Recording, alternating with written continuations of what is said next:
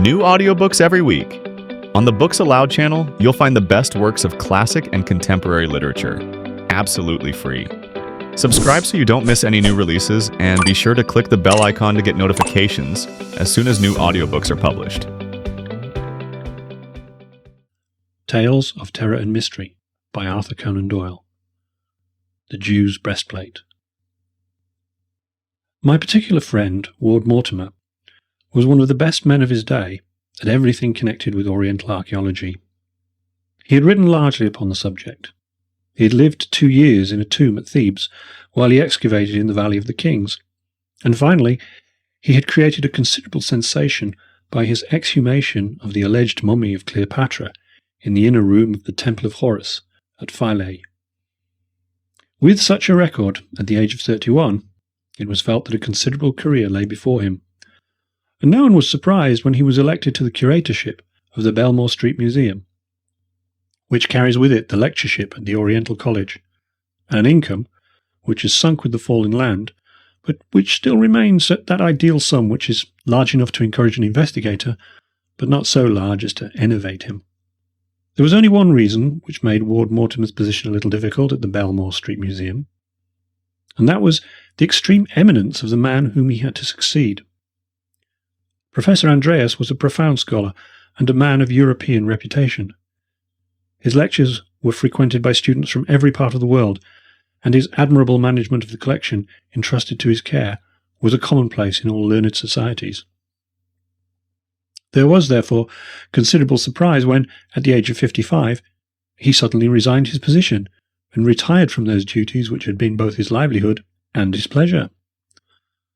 He and his daughter left the comfortable suite of rooms which had formed his official residence in connection with the museum, and my friend Mortimer, who was a bachelor, took up his quarters there.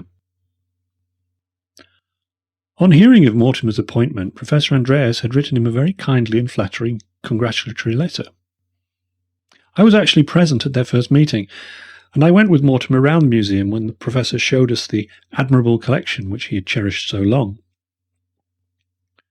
The professor's beautiful daughter and a young man, Captain Wilson, who was, as I understood, soon to be her husband, accompanied us in our inspection. There were 15 rooms, but the Babylonian, the Syrian, and the central hall, which contained the Jewish and Egyptian collection, were the finest of all. Professor Andreas was a quiet, dry, elderly man, with a clean-shaven face and an impassive manner, but his dark eyes sparkled and his features quickened into enthusiastic life as he pointed out to us the rarity and the beauty of some of his specimens. His hand lingered so fondly over them that one could read his pride in them and the grief in his heart now that they were passing from his care into that of another. He had shown us in turn his mummies, his papyri, his rare scarabs, his inscriptions, his Jewish relics, and his duplication of the famous 7-branched candlestick of the temple, which was brought to Rome by Titus, and which is supposed, by some, to be lying at this instant in the bed of the Tiber. Then he approached a case which stood at the very centre of the hall, and he looked down through the glass with reverence in his attitude and manner. "This is no novelty to an expert like yourself, Mr. Mortimer," said he, "but I dare say that your friend Mr. Jackson will be interested to see it." Leaning over the case, I saw an object some 5 inches square, which consisted of 12 precious stones in a framework of gold, with golden hooks at 2 of the corners. The stones were all varying in sort and colour, but they were of the same size. Their shapes, arrangement, and gradation of tint made me think of a box of watercolour paints. Each stone had some hieroglyphic scratched upon its surface. "You have heard, Mr. Jackson, of the Urim and Thummim." I had heard the term, but my idea of its meaning was exceedingly vague. The Urim and Thummim was a name given to the jewelled plate which lay upon the breast of the high priest of the Jews. They had a very special feeling of reverence for it, something of the feeling which an ancient Roman might have had for the Sibylline books in the Capitol. They are, as you see, 12 magnificent stones inscribed with mystical characters. Counting from the left-hand top corner, the stones are carnelian, peridot, emerald, ruby, lapis lazuli, onyx, sapphire, agate, amethyst, topaz, beryl, and jasper. I was amazed at the variety and beauty of the stones. Has the breastplate any particular history? I asked. It is of great age and of immense value, said Professor Andreas.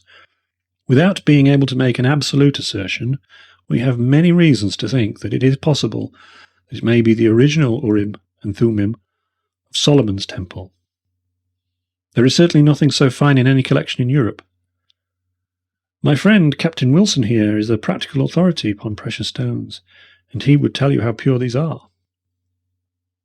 Captain Wilson, a man with a dark, hard, incisive face, was standing beside his fiancée at the other side of the case.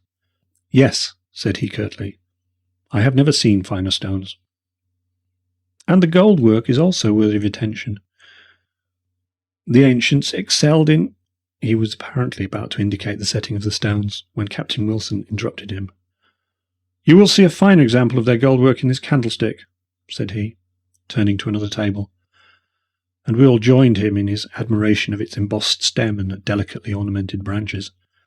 Altogether, it was an interesting and a novel experience to have objects of such rarity explained by so great an expert, and when finally Professor Andreas finished our inspection by formally handing over the precious collection to the care of my friend, I could not help pitying him and envying his successor, whose life was to pass in so pleasant a duty. Within a week, Ward Mortimer was duly installed in his new set of rooms and had become the autocrat of the Belmore Street Museum. About a fortnight afterwards, my friend gave a small dinner to half a dozen bachelor friends to celebrate his promotion. When his guests were departing, he pulled my sleeve and signalled to me that he wished me to remain. You have only a few hundred yards to go, said he. I was living in chambers in the Albany. You may as well stay and have a quiet cigar with me. I very much want your advice. I relapsed into an armchair and lit one of his excellent Matronas. When he had returned from seeing the last of his guests out, he drew a letter from his dress jacket and sat down opposite to me. This is an anonymous letter, which I received this morning, said he. I want to read it to you and to have your advice. You are welcome to it, for what it's worth. This is how the note runs. Sir, I should strongly advise you to keep a very careful watch over the many valuable things which are committed to your charge. I do not think that the present system of a single watchman is sufficient. Be upon your guard, or an irreparable misfortune may occur. Is that all? Yes, that is all. Well, said I, it is at least obvious that it was written by one of the limited number of people who are aware that you have only one watchman at night. Ward Mortimer handed me the note with a curious smile. Have you an eye for handwriting? Said he. Now look at this. He put another letter in front of me. Look at the C in congratulate and the C in committed. Look at the capital I. Look at the trick of putting in a dash instead of a stop. They are undoubtedly from the same hand, with some attempt at disguise in the case of this first one.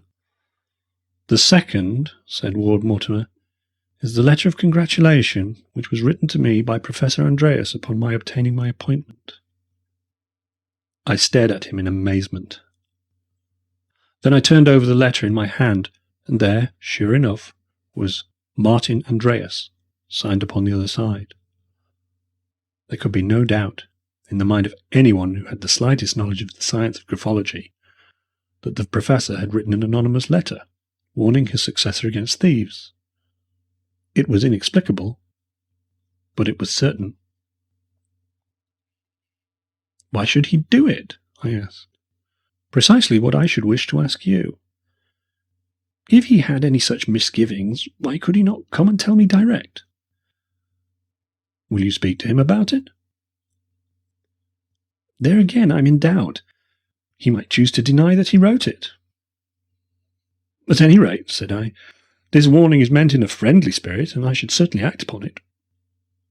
Are the present precautions enough to ensure you against robbery? I should have thought so. The public are only admitted from 10 till 5, and there is a guardian to every 2 rooms. He stands at the door between them, and so commands them both. But at night, when the public are gone, we at once put up the great iron shutters, which are absolutely burglar-proof. The watchman is a capable fellow. He sits in the lodge, but he walks round every 3 hours. We keep one electric light burning in each room all night. It's difficult to suggest anything more, short of keeping your day watches all night. We could not afford that. At least, I should communicate with the police, and have a special constable put on outside in Belmore Street, said I. As to the letter, if the writer wishes to be anonymous, I think he has a right to remain so. We must trust to the future to show some reason for the curious course which he has adopted. So we dismissed the subject. But all that night after my return to my chambers, I was puzzling my brain as to what possible motive Professor Andreas could have for writing an anonymous warning letter to his successor. For that the writing was his was as certain to me as if I had seen him actually doing it. He foresaw some danger to the collection. Was it because he foresaw it that he abandoned his charge of it? If so, why should he hesitate to warn Mortimer in his own name? I puzzled and puzzled, until at last I fell into a troubled sleep, which carried me beyond my usual hour of rising.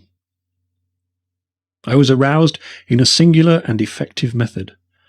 For about 9 o'clock my friend Mortimer rushed into my room with an expression of consternation upon his face. He was usually one of the most tidy men of my acquaintance, but now his collar was undone at one end, his tie was flying, and his hat at the back of his head. I read his whole story in his frantic eyes. "The museum has been robbed," I cried, springing up in bed. "I fear so. Those jewels, the jewels of the Urim and Thummim." He gasped, for he was out of breath with running. "I'm going on to the police station. Come to the museum as soon as you can, Jackson. Goodbye." He rushed distractedly out of the room, and I heard him clatter down the stairs. I was not long in following his directions, but I found when I arrived that he had already returned with a police inspector and another elderly gentleman, who proved to be Mr. Purvis, one of the partners of Mawson and Company, the well-known diamond merchants. As an expert in stones, he was always prepared to advise the police. They were grouped round the case in which the breastplate of the Jewish priest had been exposed. The plate had been taken out and laid upon the glass top of the case, and the 3 heads were bent over it. "It is obvious that it has been tampered with," said Mortimer. "It caught my eye the moment that I passed through the room this morning. I examined it yesterday evening, so that it is certain that this happened during the night." It was, as he had said, obvious that someone had been at work upon it. The settings of the uppermost row of 4 stones, the carnelian, peridot, emerald, and ruby, were rough and jagged, as if someone had scraped all round them. The stones were in their places, but the beautiful gold work which we had admired only a few days before had been very clumsily pulled about. "It looks to me," said the police inspector, "as if someone had been trying to take out the stones." "My fear is," said Mortimer, "that he not only tried, but succeeded. I believe these 4 stones to be skilful imitations which have been put in place of the originals." The same suspicion had evidently been in the mind of the expert, for he had been carefully examining the 4 stones with the aid of a lens. He now submitted them to several tests, and finally turned cheerfully to Mortimer. "I congratulate you, sir," said he heartily. "I will pledge my reputation that all 4 of these stones are genuine, and of a most unusual degree of purity." The colour began to come back to my poor friend's frightened face, and he drew a long breath of relief. "Thank God!" he cried. "Then what in the world did the thief want? Probably he meant to take the stones, but was interrupted. In that case, one would expect him to take them out one at a time, but the setting of each of these has been loosened, and yet the stones are all here. It is certainly most extraordinary," said the inspector. "I never remember a case like it. Let us see the watchman." The commissionaire was called, a soldierly, honest-faced man who seemed as concerned as Ward Mortimer at the instant. "No, sir, I never heard a sound," he answered, in reply to the questions of the inspector. "I made my rounds 4 times as usual, but I saw nothing suspicious. I've been in my position 10 years, but nothing of the kind has ever occurred before." No thief could have come through the windows? Impossible, sir. Or passed you at the door? No, sir. I never left my post except when I walked my rounds. What other openings are there in the museum? There is the door into Mr. Ward Mortimer's private rooms. That is locked at night, my friend explained, and in order to reach it, anyone from the street would have to open the outside door as well. Your servants? Their quarters are entirely separate. Well, well, said the inspector, this is certainly very obscure. However, there has been no harm done, according to Mr. Purvis. I will swear that those stones are genuine. So that the case appears to be merely one of malicious damage. But nonetheless, I should be very glad to go carefully round the premises, and to see if we can find any trace to show us who your visitor may have been. His investigation, which lasted all the morning, was careful and intelligent, but it led in the end to nothing. He pointed out to us that there were two possible entrances to the museum which we had not considered. The one was from the cellars by a trapdoor opening in the passage. The other through a skylight from the lumber room overlooking that very chamber to which the intruder had penetrated. As neither the cellar nor the lumber room could be entered unless the thief was already within the locked doors, the matter was not of any practical importance, and the dust of cellar and attic assured us that no one had used either one or the other. Finally, we ended as we began, without the slightest clue as to how, why, or by whom the setting of these 4 jewels had been tampered with. There remained one course for Mortimer to take, and he took it. Leaving the police to continue their fruitless researches, he asked me to accompany him that afternoon in a visit to Professor Andreas. He took with him the 2 letters, and it was his intention to openly tax his predecessor with having written the anonymous warning, and to ask him to explain the fact that he should have anticipated so exactly that which had actually occurred. The professor was living in a small villa in Upper Norwood, but we were informed by the servant that he was away from home. Seeing our disappointment, she asked us if we should like to see Miss Andreas, and showed us into the modest drawing room. I have mentioned, incidentally, that the professor's daughter was a very beautiful girl. She was a blonde, tall and graceful, with a skin of that delicate tint which the French call mat, the colour of old ivory, or of the lighter petals of the sulphur rose. I was shocked, however, as she entered the room, to see how much she had changed in the last fortnight. Her young face was haggard, and her bright eyes heavy with trouble. "Father has gone to Scotland," she said. "He seems to be tired, and has a good deal to worry him. He only left us yesterday."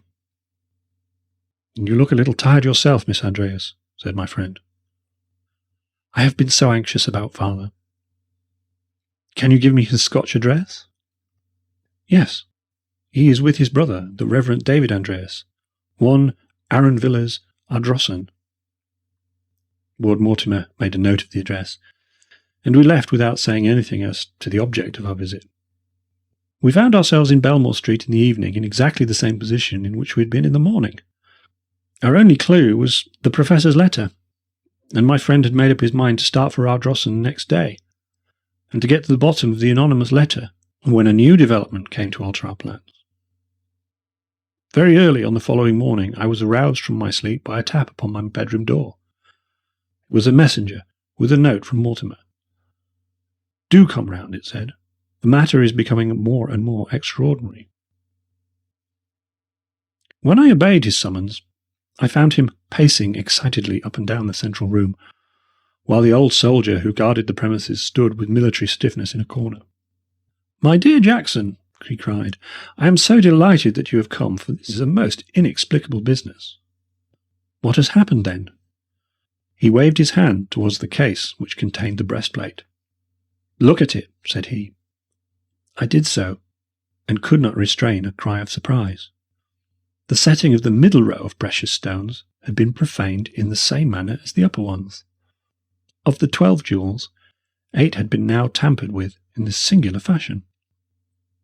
The setting of the lower 4 was neat and smooth, the others jagged and irregular. "Have the stones been altered?" I asked. No. I am certain that these upper 4 are the same which the expert pronounced to be genuine. For I observed yesterday that little discoloration on the edge of the emerald. Since they have not extracted the upper stones, there is no reason to think the lower have been transposed. You say that you heard nothing, Simpson? No, sir, the commissioner answered. But when I made my round after daylight, I had a special look at these stones, and I saw at once that someone had been meddling with them. Then I called you, sir, and told you. I was backwards and forwards all night, and I never saw a soul or heard a sound. Come up and have some breakfast with me, said Mortimer, and he took me into his own chambers. Now, what do you think of this, Jackson? He asked. It's the most objectless, futile, idiotic business that ever I heard of. It can only be the work of a monomaniac. Can you put forward any theory? A curious idea came into my head. This object is a Jewish relic of great antiquity and sanctity, said I. How about the anti-Semitic movement?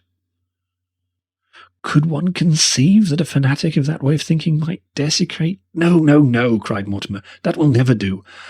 Such a man might push his lunacy to the length of destroying a Jewish relic. But why on earth should he nibble around every stone so carefully that he can only do 4 stones in a night?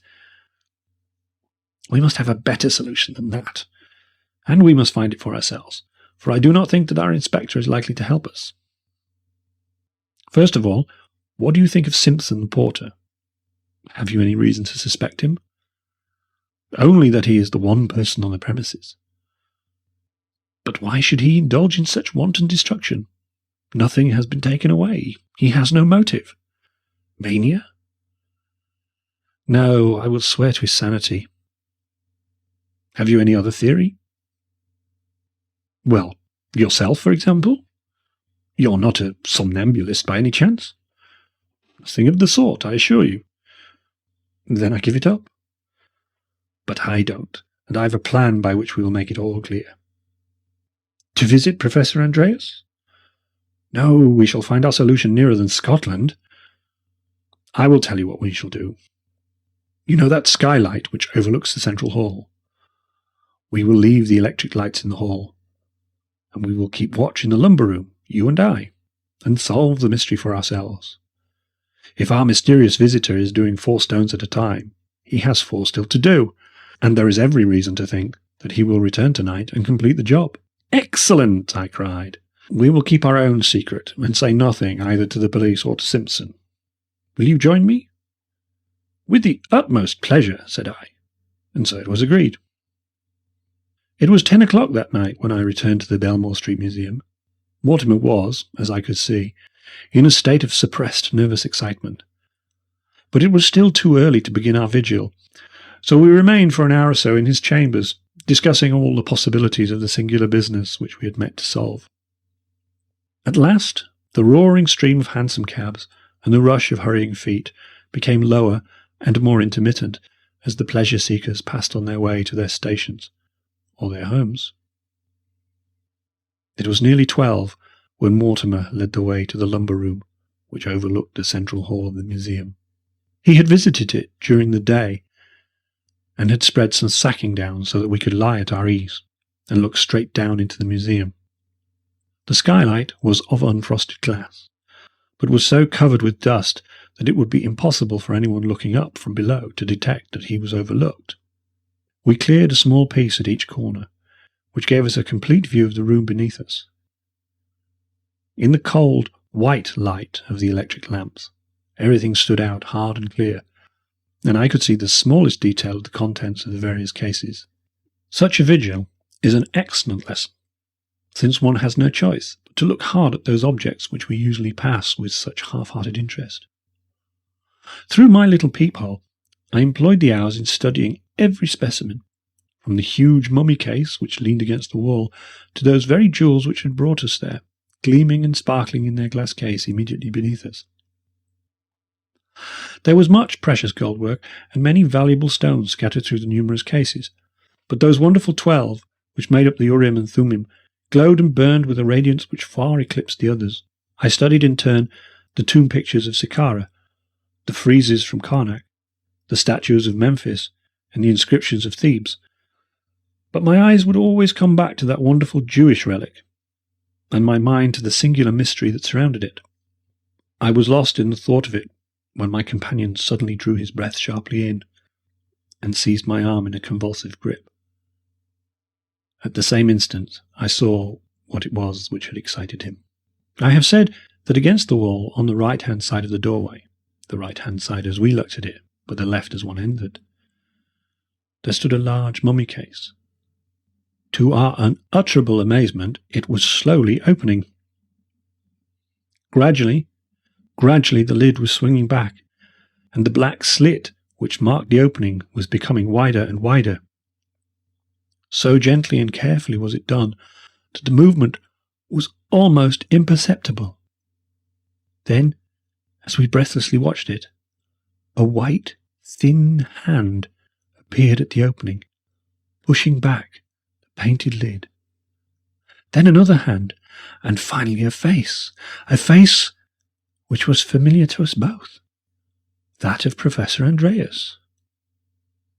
Stealthily, he slunk out of the mummy case, like a fox stealing from its burrow, his head turning incessantly to left and to right, stepping, then pausing, then stepping again, the very image of craft and of caution.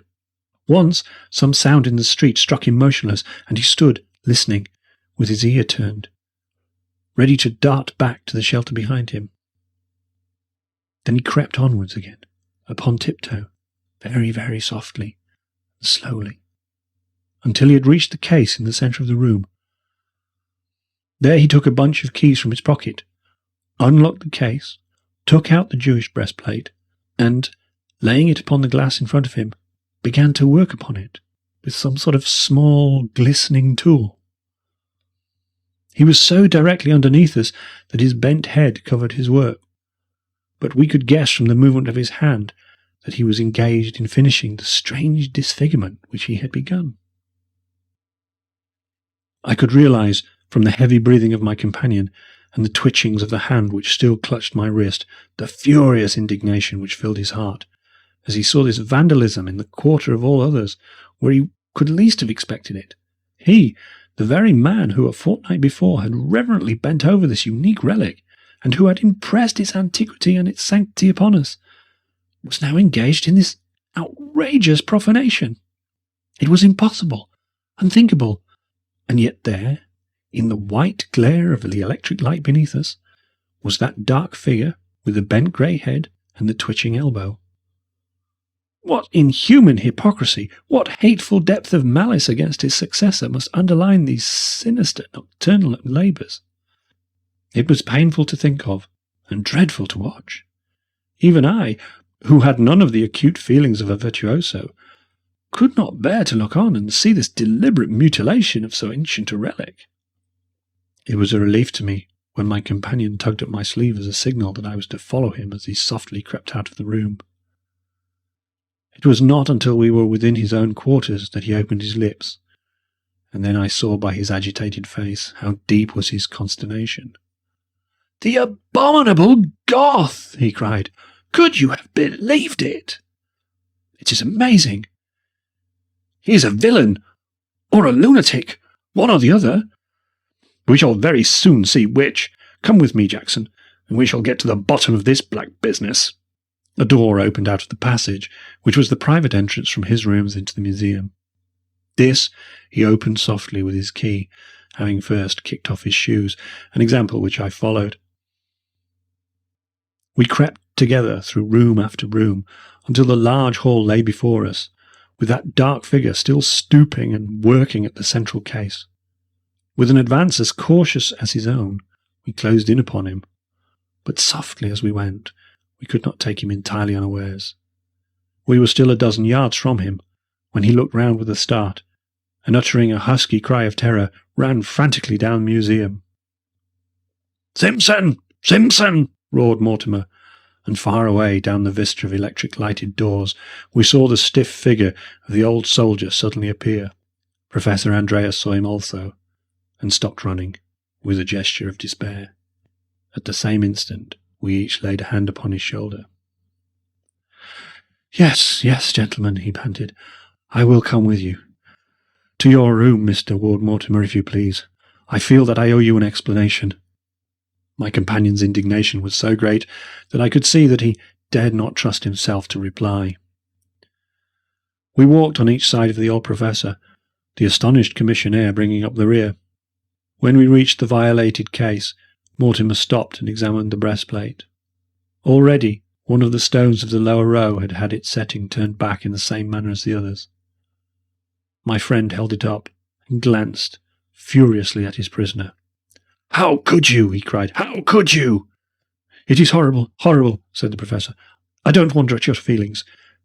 Take me to your room." "But this shall not be left exposed," cried Mortimer. He picked the breastplate up and carried it tenderly in his hand, while I walked beside the professor, like a policeman with a malefactor. We passed into Mortimer's chambers, leaving the amazed old soldier to understand matters as best he could. The professor sat down in Mortimer's armchair and turned so ghastly a colour that, for the instant, all our resentment was changed to concern. A stiff glass of brandy brought the life back to him once more. "There, I am better now," said he. "These last few days have been too much for me. I am convinced that I could not stand it any longer. It is a nightmare, a horrible nightmare, that I should be arrested as a burglar in what has been for so long my own museum. And yet I cannot blame you. You could not have done otherwise. My hope always was that I should get it all over before I was detected. This would have been my last night's work." "How did you get in?" asked Mortimer. "By taking a very great liberty with your private door. But the object justified it. The object justified everything. You will not be angry when you know everything. At least, you will not be angry with me. I had a key to your side door and also to the museum door. I did not give them up when I left. And so, you see, it was not difficult for me to let myself into the museum. I used to come in early before the crowd had cleared from the street. Then I hid myself in the mummy case and took refuge there whenever Simpson came round. I could always hear him coming. I used to leave in the same way as I came." "You ran a risk." "I had to. But why? What on earth was your object? You to do a thing like that?" Mortimer pointed reproachfully at the plate which lay before him on the table. "I could devise no other means. I thought and thought, but there was no alternate, except a hideous public scandal and a private sorrow which would have clouded our lives. I acted for the best, incredible as it may seem to you, and I only ask your attention to enable me to prove it."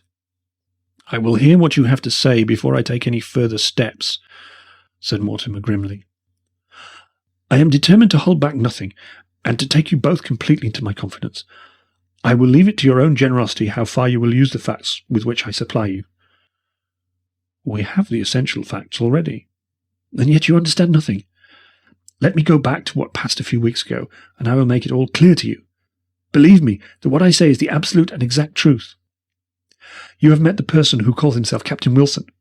I say calls himself because I have reason now to believe that it is not his correct name.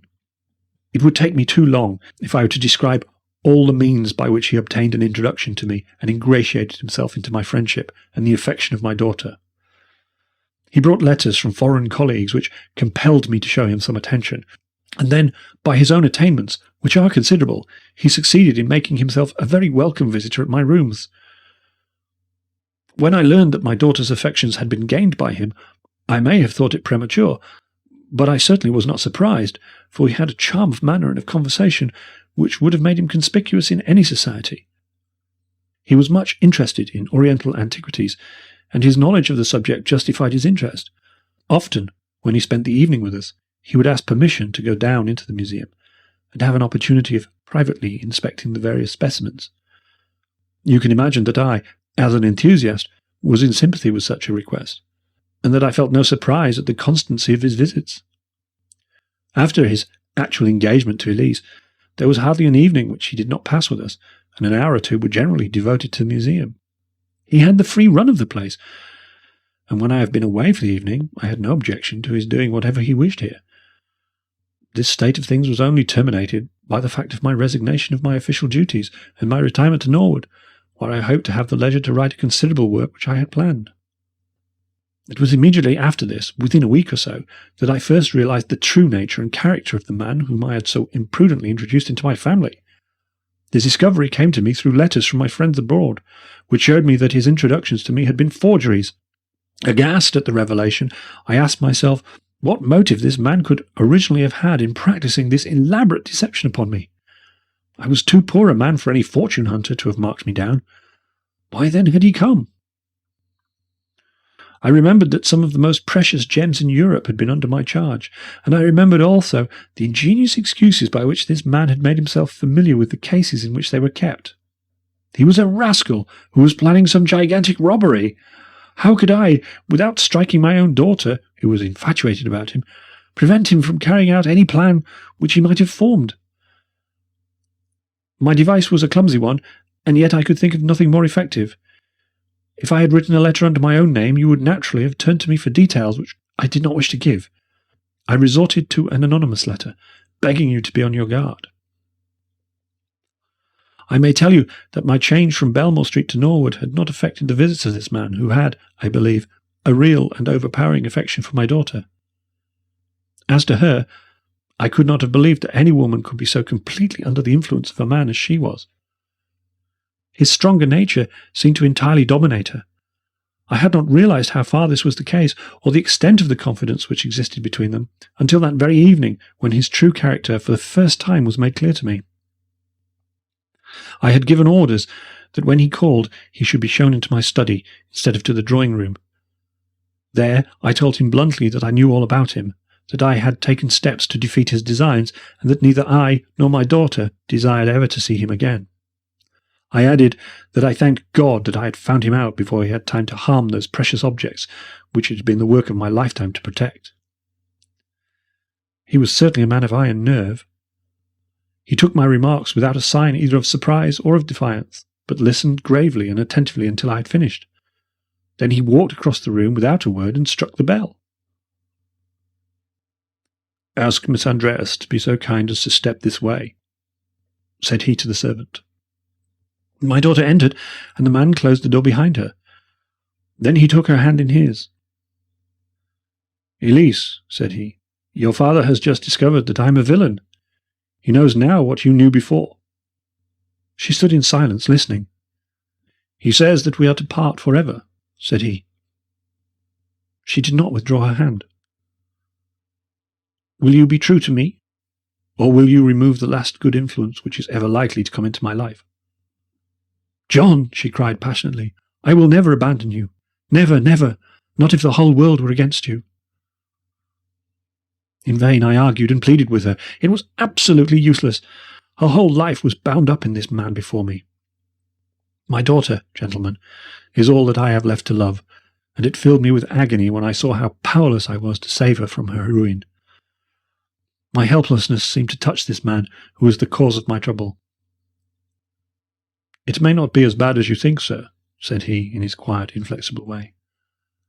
"I love Elise with a love which is strong enough to rescue even one who has such a record as I have. It was but yesterday that I promised that never again in my whole life would I do a thing of which she should be ashamed. I have made up my mind to it, and never yet did I make up my mind to a thing which I did not do." He spoke with an air which carried conviction with it. As he concluded, he put his hand into his pocket, and he drew out a small cardboard box. "I am about to give you a proof of my determination," said he. "This, Elise, shall be the first fruits of your redeeming influence over me. You are right, sir, in thinking that I had designs upon the jewels in your possession. Such ventures have had charm for me, which depended as much upon the risk run as upon the value of the prize. Those famous and antique stones of the Jewish priest were a challenge to my daring and my ingenuity. I determined to get them. I guessed as much. There was only one thing that you did not guess. And what is that? That I got them. They are in this box." He opened the box and tilted out the contents upon the corner of my desk. My hair rose and my flesh grew cold as I looked. There were 12 magnificent square stones, engraved with mystical characters. There could be no doubt that they were the jewels of the Urim and Thummim. Good God! I cried. How have you escaped discovery? By the substitution of 12 others, made especially to my order, in which the originals are so carefully imitated that I defy the eye to detect the difference. Then the present stones are false? I cried. They have been for some weeks. We all stood in silence, my daughter white with emotion, but still holding this man by the hand. You see what I am capable of, Elise, said he. I see that you are capable of repentance and restitution, she answered. Yes, thanks to your influence. I leave the stones in your hands, sir. Do what you like about it. But remember that whatever you do against me is done against the future husband of your only daughter. You will hear from me soon again, Elise. It is the last time that I will ever cause pain to your tender heart. And with those words, he left both the room and the house. My position was a dreadful one. Here I was with these precious relics in my possession, and how could I return them without a scandal and an exposure?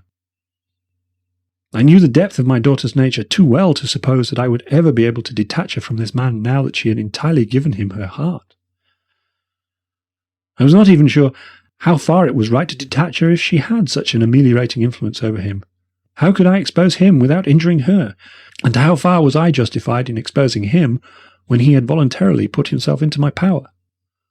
I thought and thought, until at last I formed a resolution, which may seem to you to be a foolish one, and yet, if I had to do it again, I believe it would be the best course open to me.